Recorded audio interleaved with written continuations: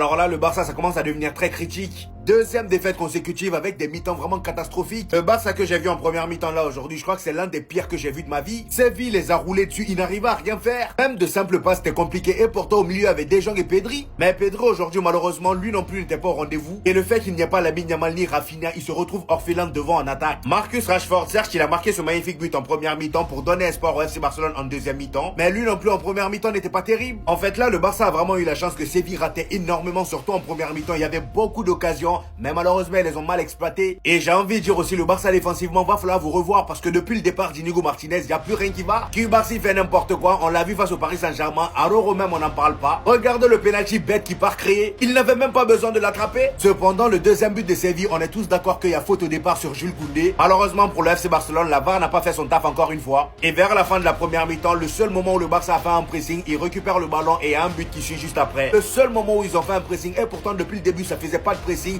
Ils étaient là, ils essayaient de jouer haut comme d'habitude, mais c'est pas efficace quand il n'y a pas de pressing. Pedri lâche une magnifique passe et Rashford fait une reprise magnifique sans contrôle. Après ce but là en deuxième mi-temps, moi j'avais peur pour Séville parce que je me suis dit si ils continuent pas à jouer comme ils ont fait en première mi-temps, ils vont se faire tuer par le Barça. Parce que heureusement les joueurs de Séville sont pas bêtes, ils ont joué exactement comme en première mi-temps. Du moins ils sont pas mis à reculer bêtement, ils ont résisté sur une contre-attaque ratée du FC Barcelone. Il y a un contre pour Séville et le troisième but vient.